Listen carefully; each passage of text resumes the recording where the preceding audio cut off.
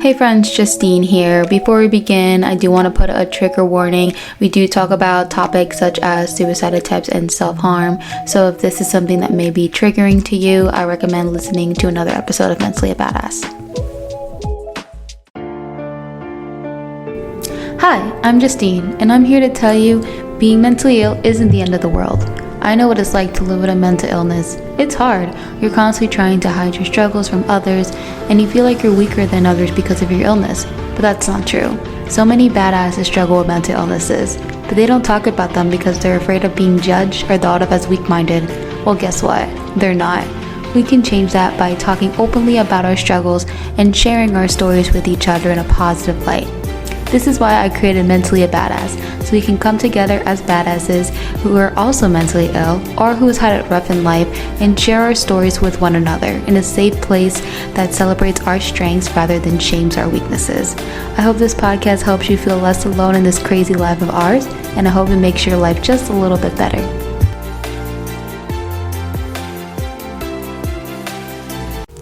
In today's episode, we interview Megan, who is a TikTok mental health influencer. She accumulated 20,000 followers from being vulnerable about her mental health. We'll be talking about her medication journey, psychiatric experiences, how she copes with Bipolar 2, and so much more. Enjoy!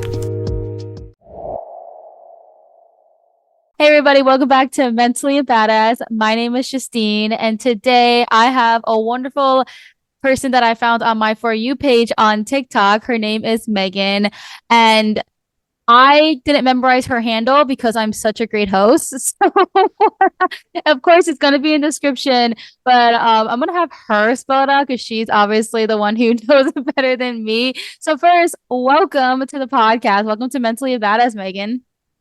Thank you. Thank you for having me. Super excited to be here. Yes. So my handle is, there's really no way to say it, but it's spelled out MMXEEXGG. Love that. I think is your Instagram, I think, similar, right? Or kind of? Yeah. Okay, cool. The Instagram is the same. It might be 133, but if you type in the MMX, it always pops up. Gotcha. How long have you been on TikTok? I started my TikTok in like 2019, and then I really started getting followers about like a year ago. So, in every Mentally a Badass episode, we dive into the past. So let's do a little background overview. So Megan is diagnosed with bipolar 2. I found her very intriguing when I saw her videos on my For You page when she would talk about medication. I feel like it's not talked about as much, so that's why she caught my eye, and I just like, oh, I want to chat with her. I want to talk to her about this particular topic. But before we get into that, let's just have a little overview of who Megan is. So let's talk a little bit like about your childhood, of your upbringing that you feel that contributed to your diagnosis. So if we want to just talk like, is there a particular event that happened that was like, okay, I need to find help? Like, are you able to open up a little bit about that? Yeah, of course. So a little bit about me and where I came from. I grew up in a little town in central New York. I did come from a broken family. My parents divorced when I was about 3 years old. They didn't really get along too well at all. So there was a lot of conflict in the house, always back and forth. I never really stayed in one place for long. So that's kind of the dynamic of my childhood. I was a very quiet kid, but I was also a very talkative kid at the same time. So like around my close clique that I'd have, like my mom, my dad, my brothers, I would never shut up. But every time you put me in a social situation, I was quiet. I had struggled to make friends. I just always felt like different than everyone else, and it was really difficult for me to make friends and actually keep the friends. Mm-hmm. What else? I really struggled with anxiety and depression starting around like age 10. And then it started to get really bad, and I was diagnosed with major depressive disorder and severe anxiety when I was 13. Um, and then kind of from there, things just got worse. Never really like found myself, was just super confused, never felt right in my body. And that was all because I was just incorrectly diagnosed. So yeah, I was actually going to bring that up. So I was going to ask if you were diagnosed with anything else before you were diagnosed with bipolar 2. Um, Also, before we got into this conversation today, I was doing a little bit more, watching a lot more of your videos. And then one video that like kind of like, touched me a little bit, and I'm probably gonna like do it myself as well. It was if I did my attempt and I wouldn't have like had like these moments. Mm-hmm. And I looked at that, I'm like, aw. And it's just it really opens because at the time when you are feeling like, I don't want to be on this world, like I feel like moments of feeling worthless and such, it's like a cloud that you can't really see what could be in the future. Um, do you want to talk a little bit about that moment of the attempt? If you don't want to, that's fine. But if you're Yeah, willing to be open about it. of course. So there was more than one attempt, not gonna lie. Mhm. Um, I attempted 5 times. 4 times were gonna be overdoses. And then the fifth time, the most severe one that like it we were done for. Um, I wrote a journal saying goodbye to every single person in my family. I had a date picked, like I was going to come home from school, no one was going to be home. I had a playlist that my family would like hear when they found me, I guess. I don't know. It was literally just a piano song that was really Mhm. important to me. Mhm. Um, so then my mom found that journal and I was hospitalized for 2 weeks. No, a week. Yeah, it was like a week ish. Yeah, it's usually a Um, week, I think. yeah, I was gonna say I don't think it was 2 weeks. I It brain's may have foggy. felt like 2 weeks. That's always It possible. it definitely did feel like 2 weeks. It felt like I was in there for a while.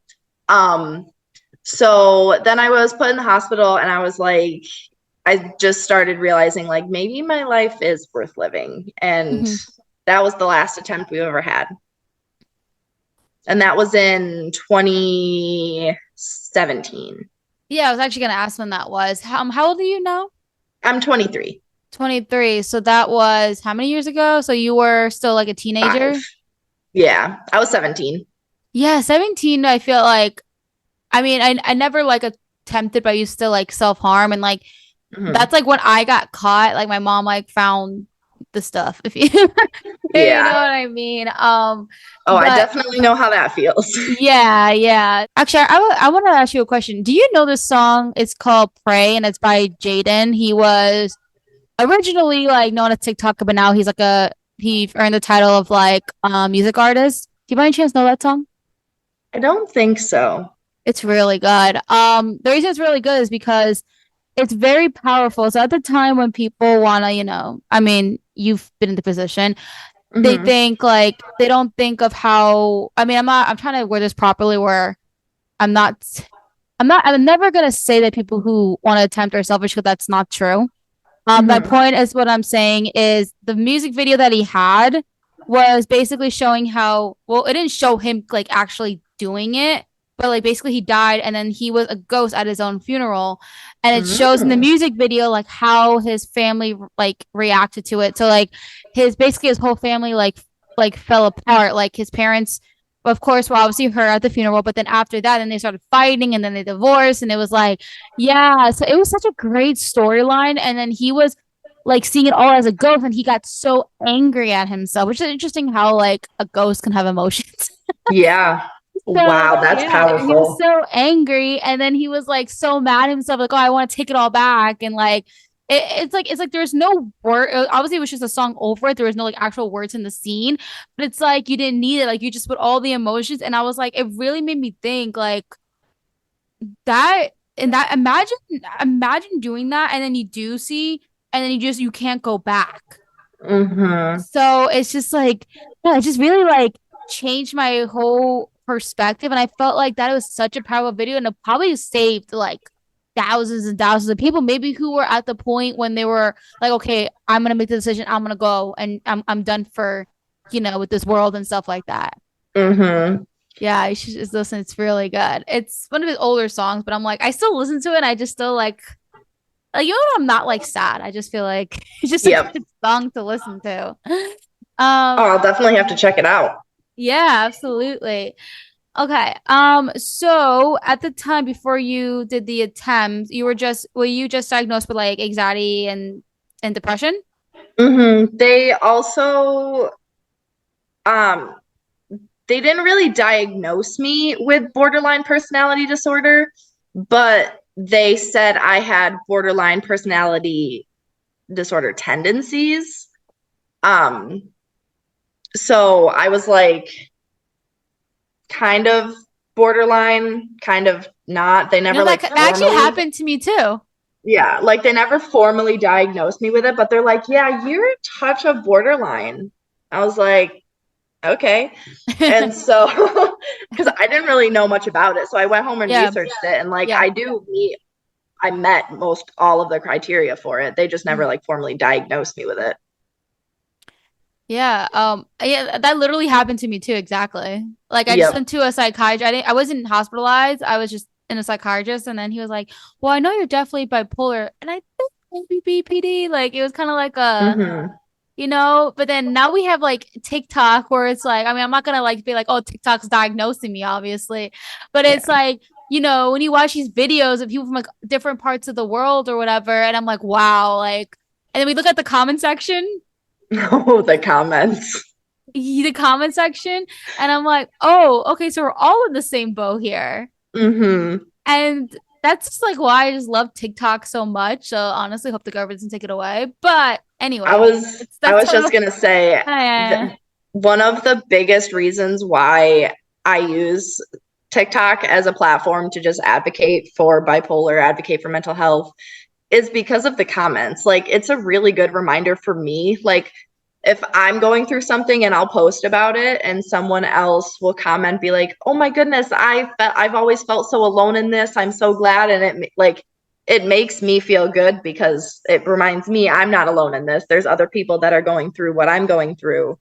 Um so it really is just that reassurance Do you that ever no get, one's really ever alone. of course, did you ever get people like kind of like sliding into your DMs, like wanting to just talk? Hmm. All the time. It's such a good feeling, right? It it really is. I had this one woman reach out to me. She's not bipolar, but her daughter's bipolar. And she was just telling me this like their story and how they're managing and like what suggestions I have to like cope with the diagnosis and like accept the diagnosis and how to manage it. And it's just really good to be able to use my experience to help someone else. Yeah, and this is another reason why I bring you on the podcast is because I wanted you to be able to give that information a longer form content. Hmm. So that's why I was like, I feel like she has a lot to say, and TikTok is only could go up to 3 minutes.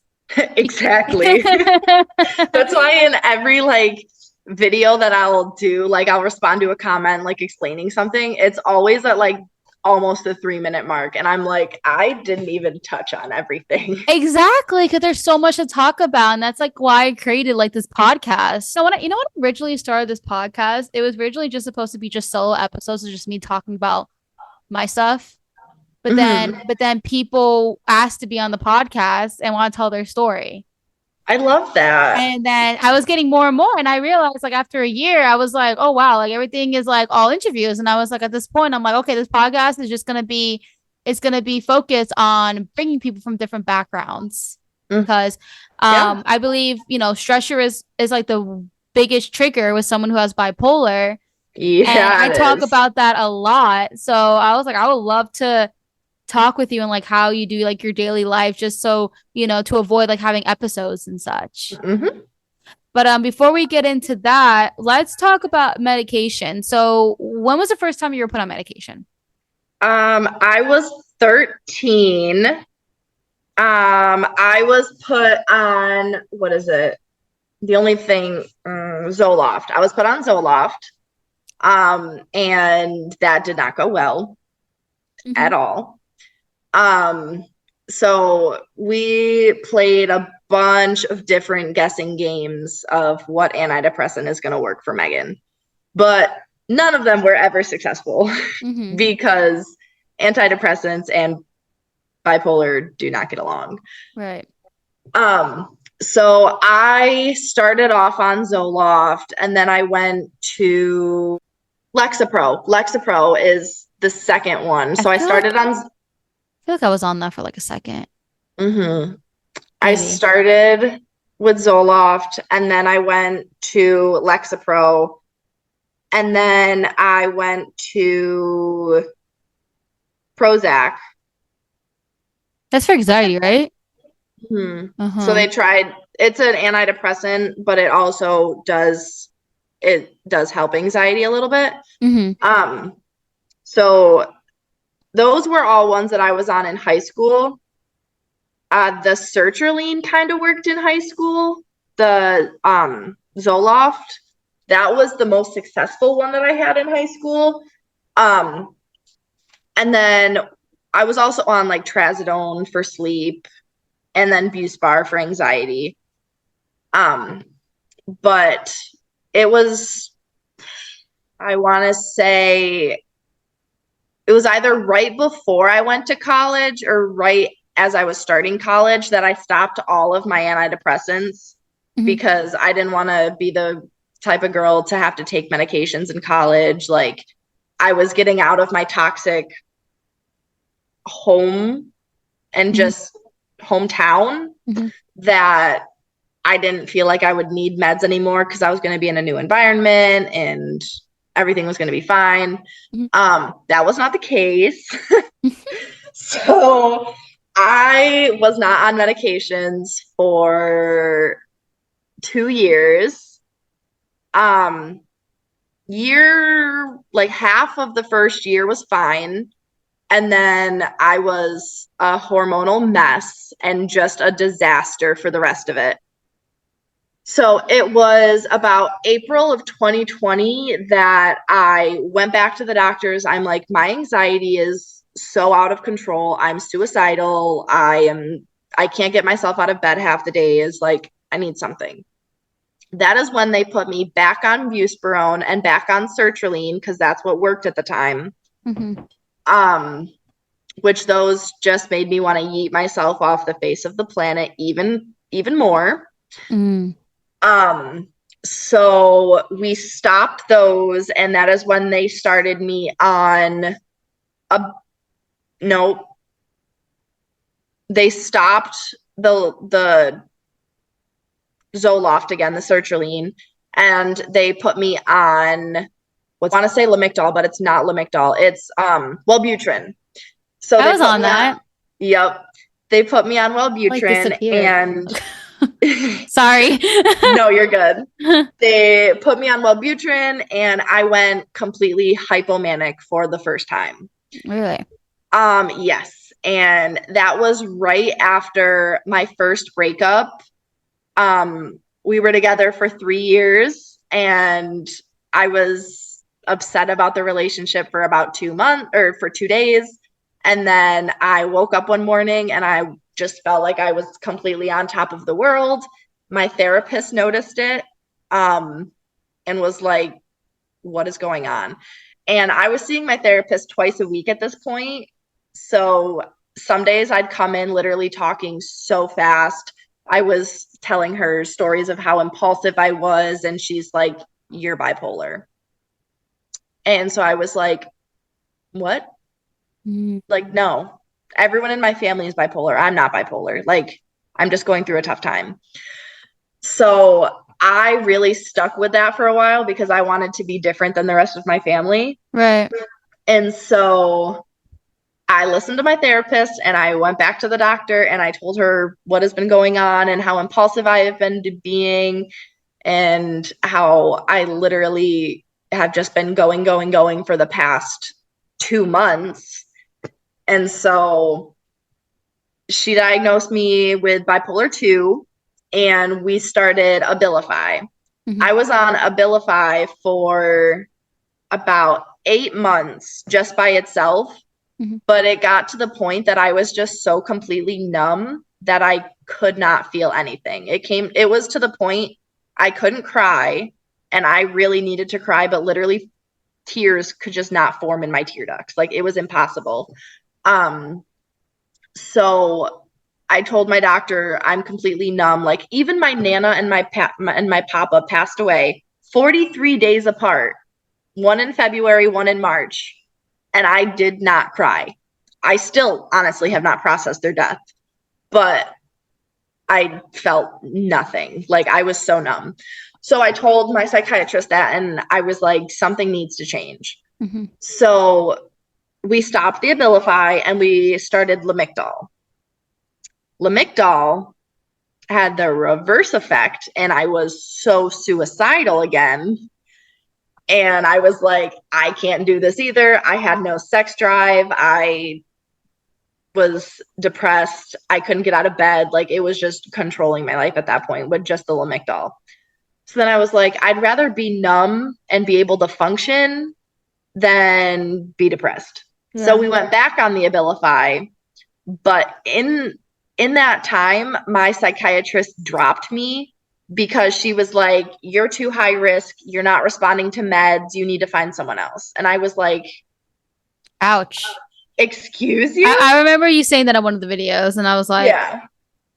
that's so, She yeah. literally said, I'm too high risk for her and she can't see me anymore. So I'm like, fuck you, goodbye. Sorry, I don't know if I can swear on here, Oh no, but you're fine. You're more than welcome to. I mean, it's pretty much kind of a curse word in the title itself. oh yeah, you're right. Yeah, we're very raw here. Yeah, Yeah, I like that's that. part of the brand. So you're good. Curse you as much as you want. This podcast is 18 above. Perfect. Yeah, so she was like, you're too high risk for me. You got to see someone else. So then my therapist was like, what the hell? We know you are not seeing her anymore. Mhm. And she set me up with my current psychiatrist, who I absolutely love. She's fantastic. She listens to me. She knows medications very well. She's just fantastic. And so she was like, I want to keep you on Abilify and Lamictal together and see how those work. And that combination has literally changed my life. I'm pretty stabled out. Some days I'll wake up a little hypomanic where like I'm just cleaning excessively, and just feeling like I can go, go, go, go, go. Mhm. But I'm able to get out of bed in the morning. I'm able to like get up and brush my teeth and get ready and go to work. So I'm very thankful for the Lamictal and the Abilify combination that I'm on now. Yeah, that's good. I'm not on anything right now currently. But I was on Lamictal and I think it was well, what was the other one again? Wellbutrin? Yeah, I love how you are so on point with everything that you're on, and I can't even pronounce half the stuff that I was on. I was like, I literally probably have to go into like my Walgreens file and be like, what was I on like 2 years ago? Like, I'm so bad with that. It's that's just you're good at that. You know everything to the point. You're Yeah. already like I if mean, someone, I mean, I've been on medications for 10 years now, yeah. so I'm like, I've done my fair share of research on them, so Do you see yourself being on medication for the rest of your life? yes, I do. Whenever I forget to take my meds for literally even 2 days, Hmm. I really feel it, like severely feel it. It does scare me a little bit that I do know I'm going to be dependent on meds for the rest of my life. Um, but then I also need to remember that I do just have a lot going on right now. Right. Yeah. So maybe that's just helping keep in track. And maybe like 10 years down the road, I can try and go off of them. But medication is the number one treatment for bipolar. Hmm. Yeah, it is. So I don't know. I'm okay with being on meds for the rest of my life Hmm. because I know the benefits that they have and Yeah. how bad I am without them, so Yeah. it wouldn't bother me. Yeah, absolutely. I mean, you know yourself. I asked that question because everyone has like a different opinion about it. Hmm. So, but yeah, I mean, you're the best person to say yes or no to the meds because everyone's body is different. Hmm. Like for me personally, I was on the last time I was on medication for like 2 years was when I was on like I was in a very stressful time in my life, and Hmm. my symptoms were flaring all the time, and I was like becoming suicidal, and I was to the point where I was like thinking about offing myself, and I was like, okay, like I need these meds, and the meds saved me. Yep. So, but then when I went off it when I quit that job because I lost my health insurance. Hmm. So that's kind of like how I had to go off because it's without health insurance, it's kind of expensive to be going to psychiatry and medication and stuff. So I didn't really wasn't in the Hmm. financial part to be doing that. Um, so and right now I do like more like natural stuff. Like I feel what helps me a lot is like kava, Hmm. and working out and other things. So my life's not as my life's stressful, but not like it used to be. Like the Yeah. other job I had, I was getting yelled at by guests like every single like back to back, screaming at me, cursing me out. Like like I was in Yeah. that kind of job. And for someone who struggles with bipolar, it's really hard. Yeah. Yeah. So I was Especially just if you're very sensitive. I'm very yeah. sensitive and not No, good. yeah. I feel like pretty much everyone who I'm not gonna say the word everyone. I always like to pick and choose my words properly. But most people, I feel like we have like very sensitive souls. Yeah. Yeah. When's your birthday? February 4th. I'm an Aquarius. Okay. I'm also one of those people where I'm like, I'm curious to see what your sign is. I'm a Leo. Yeah. I like Leos. Yeah. Okay, so let's see what we're going to be transitioning to. Okay, so on TikTok, you have this video that has almost 1 million views, and you Hmm. talked about where there was things that you thought was normal, but ended up being wait, what was the exact wording? Things I thought were normal, but turns out it's my bipolar disorder. Right. So, what you were saying was very specific. Where did you come up with all of those like ideas?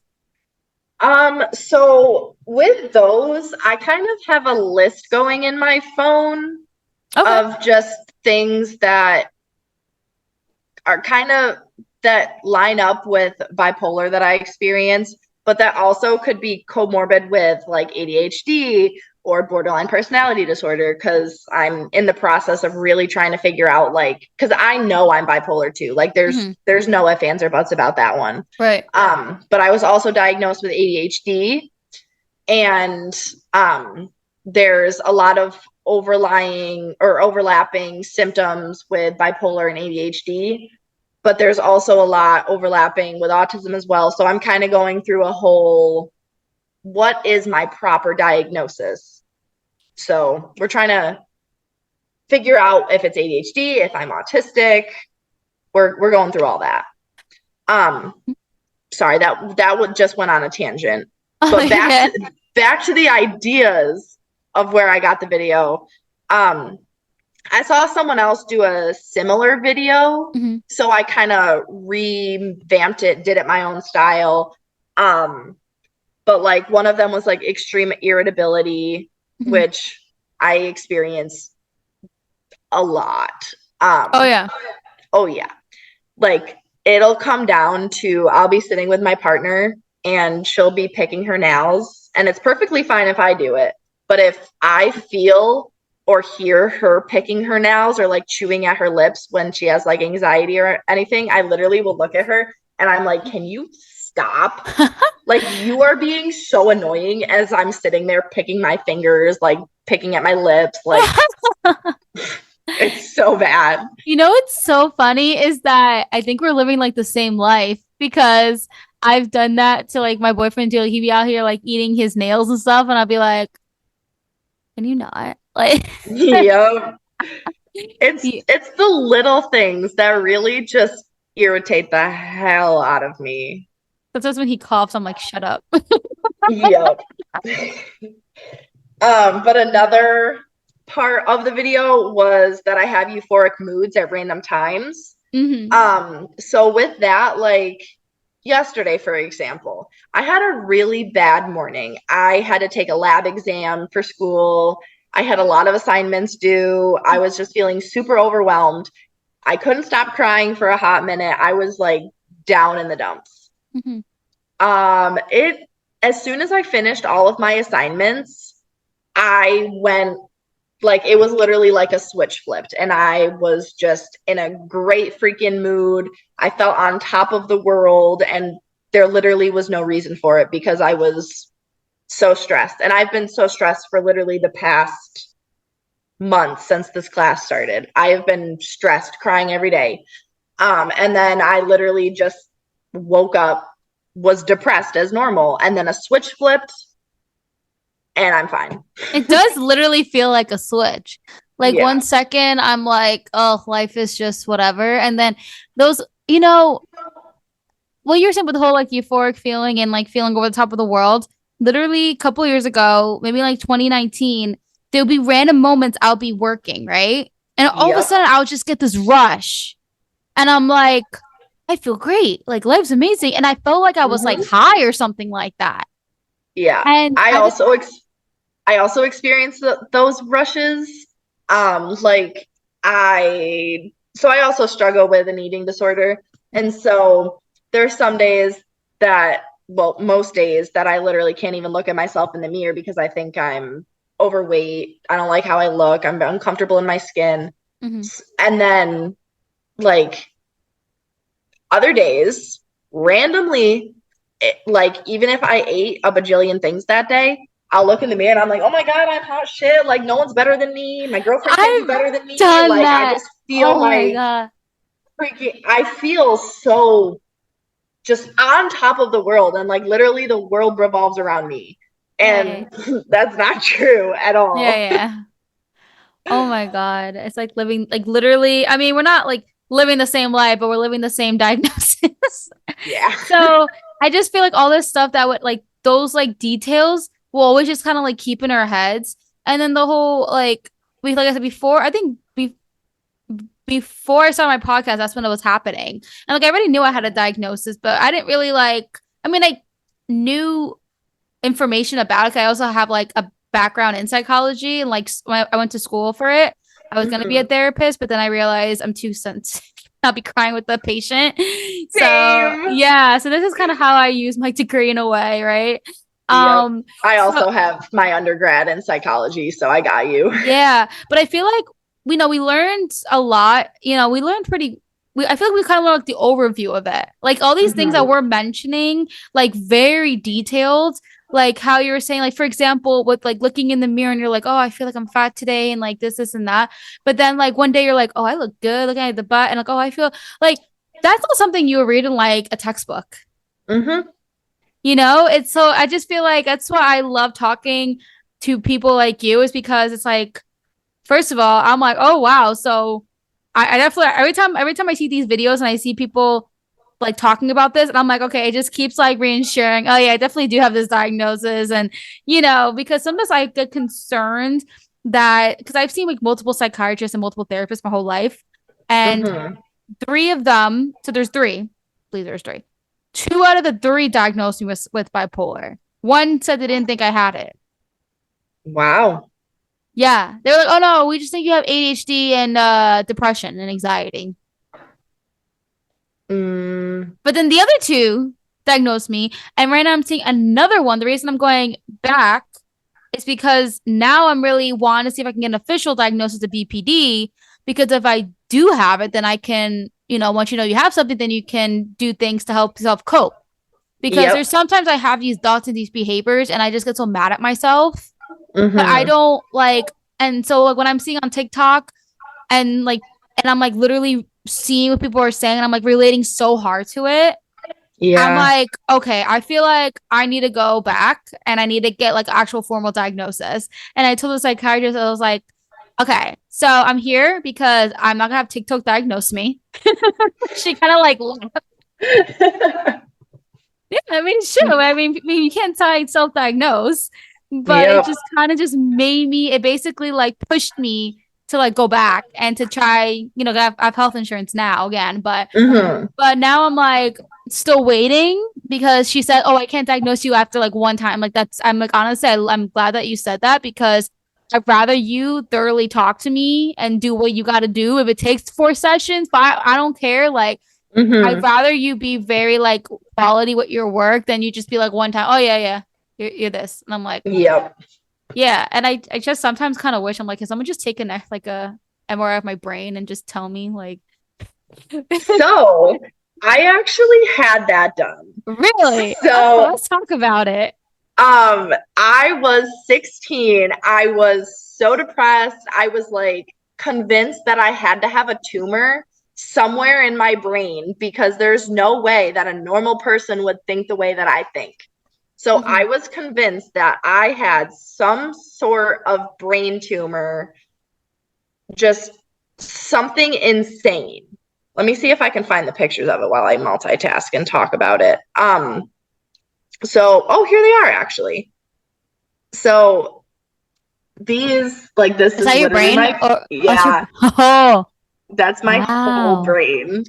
And like they did a bunch of different like sections and stuff, all the That is science. so fascinating. Yeah, this one's actually really funny because like my To see your eyeballs. eyeballs. Oh my God. But there's no tumor. I'm just That's good. bipolar. Oh, okay, I wonder, is there like a way that they can like tell based off of, I guess, the activity in your brain? Yeah, there I was reading, or we were talking about it in my psych class, which I might still have the notes for that. Yeah, I graduated in 2017. It's been a bit. Yeah, I just 2010. graduated in 2022. Yeah. Um, but there, it's not an MRI. It Mhm. has to be seen like through an electrogram or whatever it's called. Uh-huh. You can see different parts of the brain that are activated in a Hmm. normal brain versus parts of the brain that are activated and deactivated in a bipolar brain. Hmm. Um, the areas that light up are completely different, and it was really interesting to me. I really want to get one done on my brain. Same. Because like I mean, I'm assuming the psychiatrists know exactly what they're doing and they're trained and everything, but I'm like, I just like want someone to just take a whole thing of my brain. I just want to like Mm-hmm. see, I don't know, the like what lights up when I think they will have to, I mean, you have to be, of course, obviously the thing obviously awake for it. And I think they'll have to Mm-hmm. do things to like trigger you. Yeah. Like they'll have So to, yeah. it would be like a series of like asking questions like what makes you happy, what makes you sad, and like trying to figure out like what part of the brain is going to light up with your happy Yeah, memories versus what's going to light up with exactly. your sad memories and that kind of stuff. Whenever if I ever become rich or whenever I become a manifest it, then I'll go do it because I'm sure like the insurance is gonna not gonna like they're gonna be like, no, you don't need that, you know? Yeah. Without it would be like, oh, it'll be 20 grand. Literally.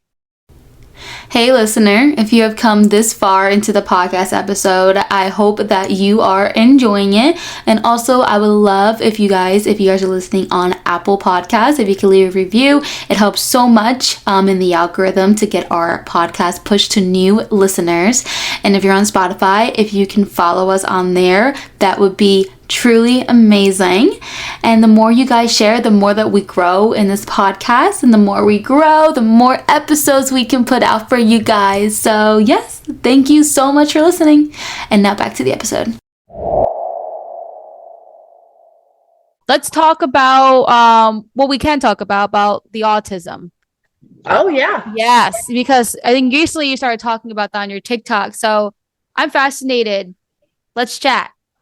So the whole me thinking I'm autistic started in 2021 actually.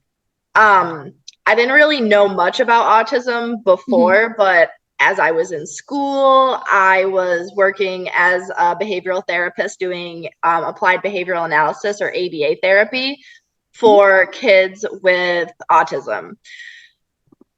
So with that, I learned so much, and I became very fixated on autism, and honestly, I still am very fixated on autism. Mm-hmm. So I was realizing that the quirky things I did as a kid and I still do and as an adult line up with things that people do on the spectrum. And so it was in December of 2021, I created a note in my phone that was like random things about me that make me believe I have autism. Mm-hmm. So like I have really bad sensory issues. I get very overstimulated with sound. Me too. And so that's also why I'm like this with the sensory issues. Bipolar can also have sensory issues like being overstimulated to sound because it can trigger things, being oversensitive to light, needing like I need a lot of pressure and input. So I danced my whole life, and that was kind of my way of calming my body and just regulating my system and everything. Mm-hmm. But the more I learned about autism, the more I realized how much actually lines up with my life.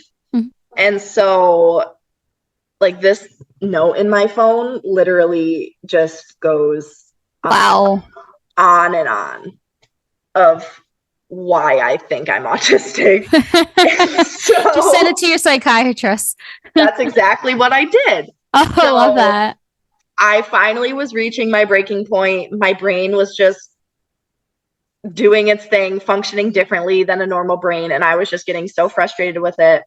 I also needed a lot more input, and so I was like, I'm getting frustrated. So a month ago, I reached out to my psychiatrist. I sent her my list, and I was like, can you please direct me in the direction that I need to go to get like an evaluation, or can you do it? Like, I'd prefer to do it with you because I'm more comfortable with you, but I know you're more mental health rather than developmental disabilities. Mm-hmm. But she was like, no, we can absolutely do one. So I just had that evaluation done 2 days ago. It took a very long time. And so it was a lot of paperwork. It was a lot of answering questions. I had to send some questions to my mom to fill out about my childhood. Mm-hmm. And so I'm going back on Wednesday. So in however many days that is, I don't even know what today's Saturday. Yeah, 4 days. 4 days, 5 days, I don't know. Yeah. So I'm going back and we're gonna go over everything. So that's when I'm gonna get my answers of if I'm autistic, if it really just is my ADHD and bipolar. Mm-hmm. It really is hard to tell because there's so many overlapping symptoms with bipolar and autism. There's so many with ADHD and autism, obviously. Yeah. So yeah, that's kind of that. Yeah, I've also been like noticing a lot lately on social media that a lot of adults are now getting diagnosed with autism. Mm-hmm. So I like didn't really because I think because you're one of them, and there was more people that were kind of in a similar situation as you who are bipolar, and they were also thinking, do I have autism?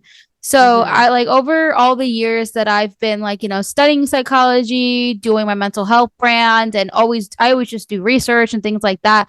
I've never heard of Mm-hmm. like bipolar and like autism like overlapping, Yeah, potentially so overlapping. there definitely is. So how do I word this right? There is a very high or maybe average comorbidity for autistic people being diagnosed with borderline or not borderline with bipolar. Mm-hmm. And the obvious one, it's also autism is very comorbid with depression and anxiety because it's hard to fit in, social Mm-hmm. situations, meeting new people, the obvious reasons of why they would be comorbid.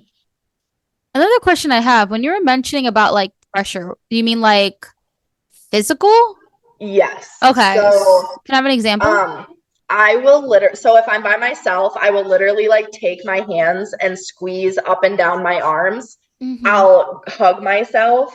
Mm. But if I'm with someone else, I will literally make them give me a hug, and Mhm. it has to be a specific hug. My arms have to be above theirs. Theirs have to be on my back, like literally like this, and they have to squeeze as hard as they can. Oh my God, I always make my boyfriend do that to me. I kind of wonder if that has anything to do with, you know. Yeah. Yeah, I mean, I've never like done the squeezing, and I guess maybe it just never just went through my head to do that. Hmm. I definitely feel the whole hug thing. Like it has to be like a certain way where you Yep. kind of feel like that kind of like comfort and release of all like that Exactly. stress. But I like didn't even think at all. Like I'm like learning from you today. It's like I didn't even think it would like be rooted to my diagnosis of bipolar 2.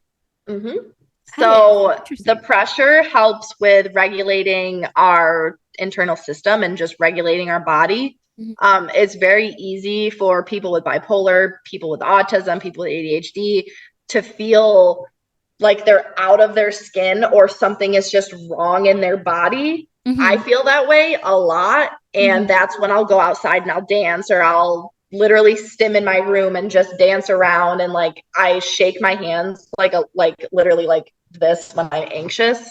I've done that, Um yeah. so that really calms me down a lot. Like when I'm watching a scary movie, literally half of the entire movie I'm just going like this and I'm like, "Oh my God." Really?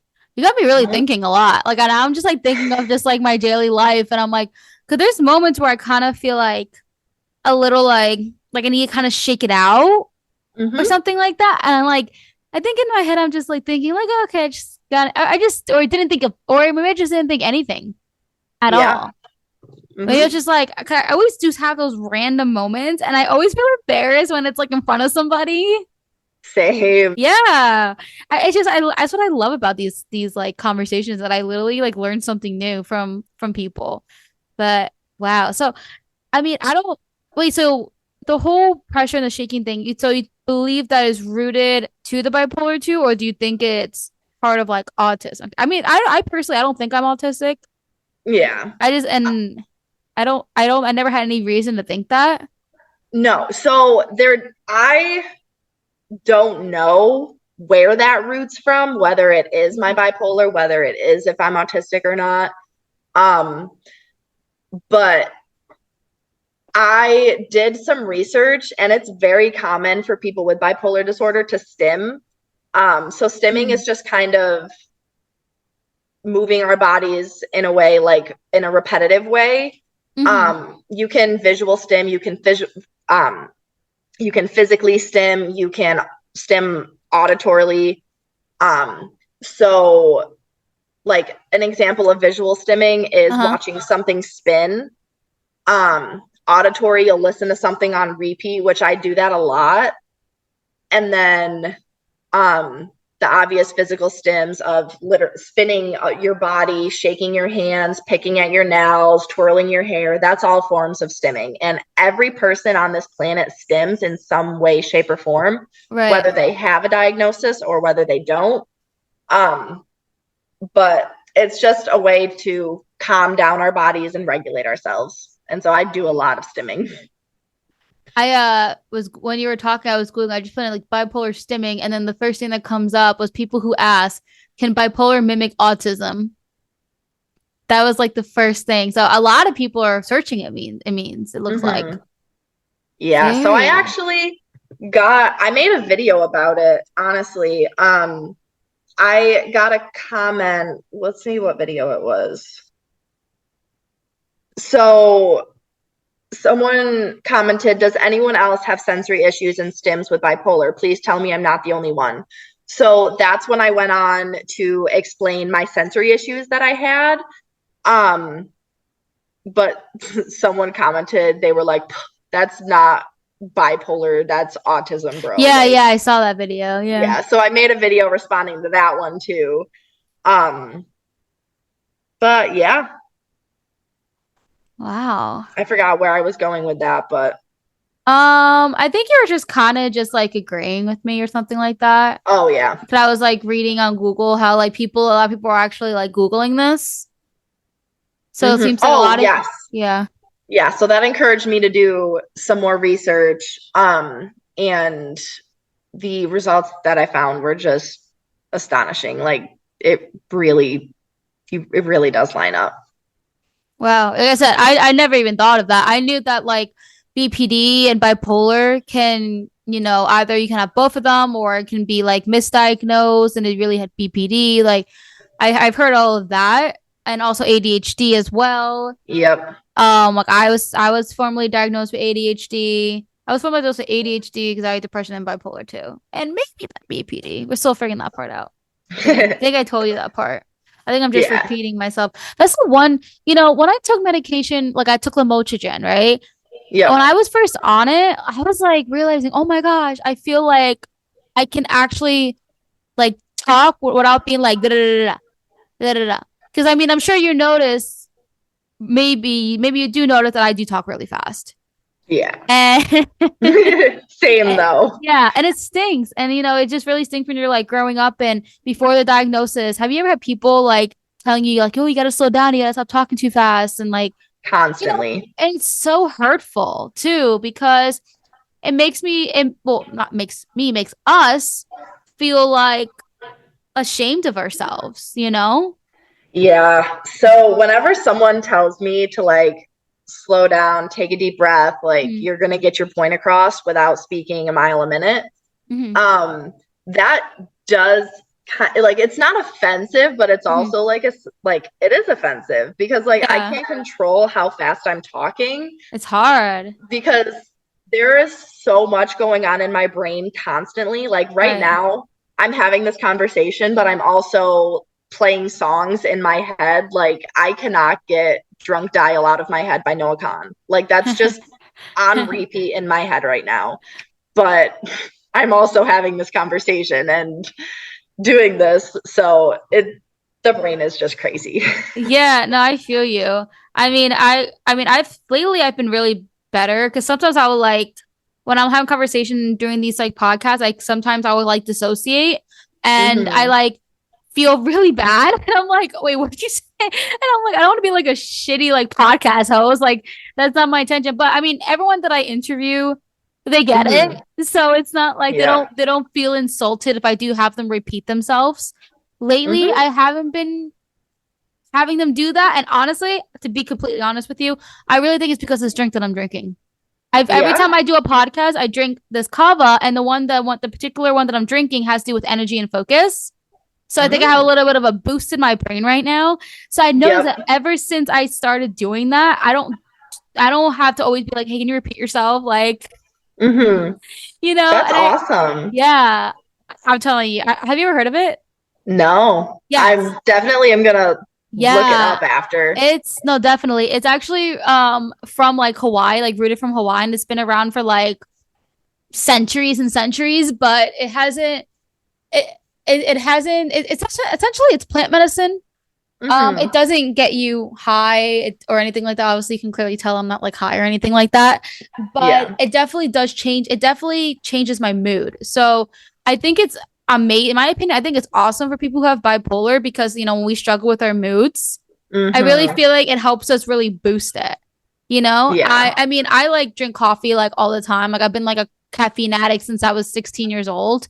But Mm-hmm. I feel like it doesn't unless I'm like having like 3 shots of espresso, it doesn't really do what I wanted to do, like with the Yep. focus part. But lately kava has been really good for me. And it's a lot of people who drink it are also like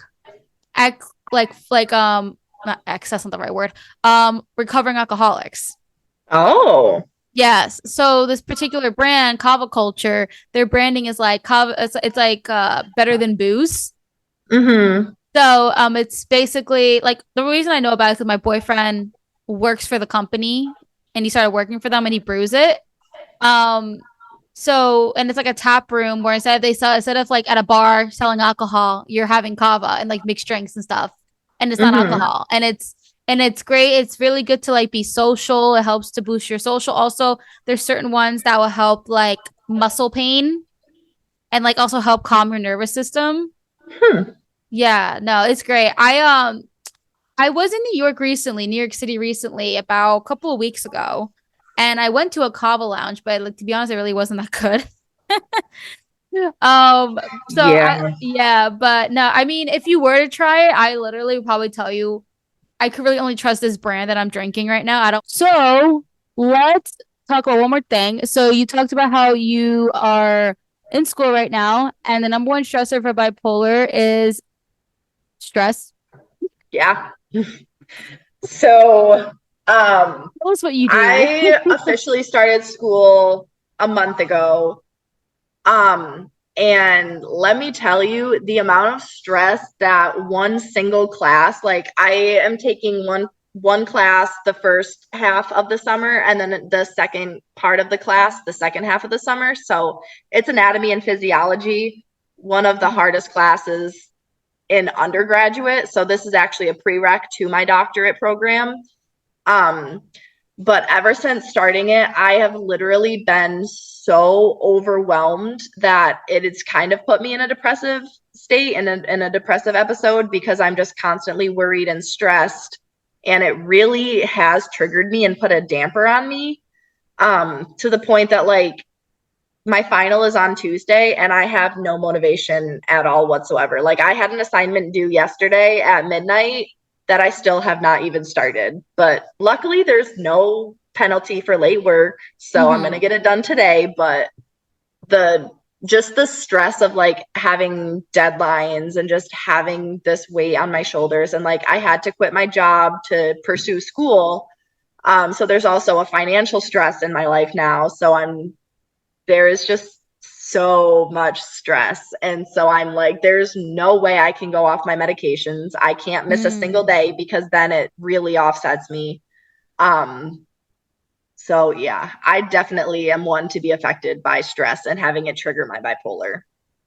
Do you do anything like work out or meditate or journal or just anything you do to like cope on the side with like medication in order to kind of like I guess best way of saying it kind of like keep it together, like keeping your Yes. life together? Like do you have any certain coping mechanisms you like to share? Number one, go to therapy. My Hmm. therapist is literally my very best friend. I adore her more than anything. She literally knows me better than I know myself.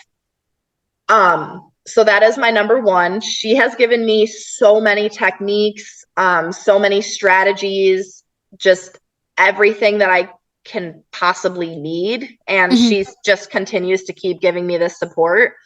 Um, but one of the biggest things that I want to say is journal, whether it's about your day, whether it's like a really deep internal, like I'm digging into my childhood journaling. Hmm. Um, Journaling is what keeps me active and just like in tune with my body because like I will sometimes have things that are stressing me out in my life that I don't really know what it is until I get it out on paper and I'm like, "Oh, Hmm. I'm stressed for this reason." Um, so yeah, giving me that visual of writing it down is definitely one of the biggest coping mechanisms that I have. Um, and then there's also something that my therapist taught me is when we have intrusive thoughts and when we have these negative thoughts that we don't want to think about, we have to think about them as waves. So the thought, it'll come on in, we'll watch the wave, we'll sit with the feeling, we'll sit with that thought, and then we just let it pass. We don't fixate on it. Hmm. Um, that one definitely does take some time to learn and master. I'm still learning it because I am a big hyper fixator on things. Hmm. Um, but doing the thinking about your thoughts as a wave and just letting them come and pass is something that has really helped with my bipolar and my intrusive thoughts. Yeah, I actually had a similar advice from a therapist that I had back in 2017. It was more focused on anxiety. So it's like when Mm-hmm. you get your anxiety, he was like, just let it take its course. Don't fight Yep. it. Like it's natural. Your body's just doing its thing. Like don't even Mm-hmm. think much of it. Like if you feel it, just be like, hi. And then eventually it's gonna leave. It's gonna make Yep. its way. Like it's kind of like it starts in the brain, it just goes out. Yep. And that was such a really, that piece of advice really stuck with me because you and I, like, we struggle with literally constant anxiety, and it's like so Hmm. uncomfortable. And it's like you kind of just have to just have the acceptance that it's there instead of just like constantly like fighting and getting angry that it's there.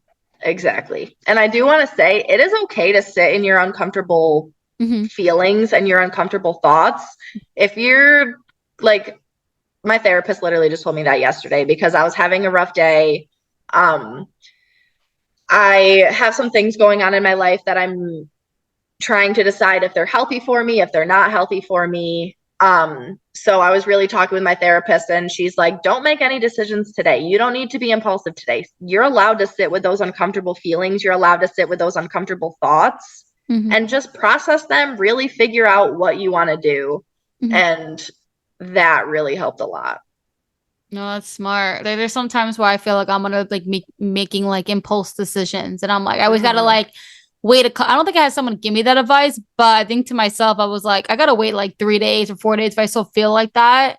Then okay, then Yeah. maybe it's like a right decision because that's like it's really hard when you're just like you can't tell if you're like hypomanic or if you're just experiencing like normal like confidence or like are you ready to take the next step to something or whatever. Yeah.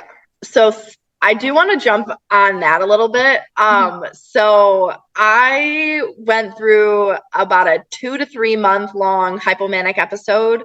Um, this was my second really big one. In this time period, I attempted to buy a house. I moved out of my house and I bought an apartment by myself. I got a dog. Uh-huh.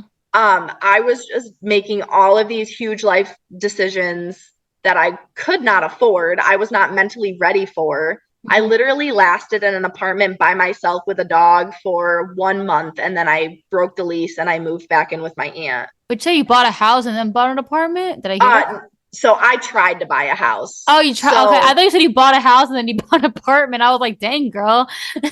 no, so I tried to buy a house. I put an offer in on a house and then I Okay. didn't get the house. And I was like, what are you doing? You do not have money to buy a house. You're 23 years old by yourself. You cannot buy a house. Unless you had a really good So job, but I don't know. yeah. Okay, sorry, go Moral on. of the story of this one is that there's now a rule with me and my aunt that if I have a thought that I want to make a decision to do something drastic, I have to think about it for a week. I have to tell someone because I also was so impulsive that I did not tell anyone what I was doing. No one knew I was buying a house. No one knew I applied for a mortgage. Like nobody knew anything. Wow. Yeah. One time I bought a piano. Ooh. Well, it was like a keyboard piano, but either way, I was just like randomly on Amazon. I was like, I want to Mm-hmm. buy a piano, and I just like I think I like used it for like a week, and then like it just kind of just went to waste. So I had like, Yeah. impulsive to like purchases and stuff, but at the time I didn't know really. I wasn't even in college yet, Yeah. Same. so I had like no idea. Before I was diagnosed with bipolar, I bought a car. Like I had a perfectly fine car. Hmm. It had some things wrong with it, like it was a 2011 or 2009. It was one of those years. Hmm. It just was a little car. There wasn't really a lot of miles on it. It could have lasted me another 4 or 5 years. But Hmm. I'm like, I want a new car. I'm gonna buy a new car, so I did. I'm literally like that too. I mean, right now I can't, but I'm still paying off my current car, Yep. but I have like this urge for like I want another one or something, or I need to buy Same. this or I need to buy that, and I'm like, and they come in waves. Like one day I'll be Yeah. like, oh no, I gotta be, and I'm pretty financially responsible. Mm-hmm. Um, but back before like when I was like younger, like 18, 19, I was like spending a lot of money on credit cards and I was in a lot of credit debt. But so now I'm just like, okay, like I'm like, no, my brain's not gonna go down that route again. I'm like, can I got myself out of credit card debt? I'm There good you now. The only debt go. I have right now is my car. But like, so I'm good with that. And I'm saying for a house with my boyfriend. So I was gonna like not like look at the house that like, oh, 500,000. Yeah. Like what can I really afford? You know what I mean? So I kind of have those Mm-hmm. moments, and I think that I have more money than I really do. Same. And I don't think that's kind of the feeling where I'm like thinking I'm like, oh, I'm rich because like, but then again, it's like with my business, like some months I can be rich and some months I can be poor. So it's like it doesn't really help the whole bipolar thing when your business is up and down and also your brain's up and down. So, Yep. but I anyway, definitely get that. yeah, don't want to go down that rabbit hole.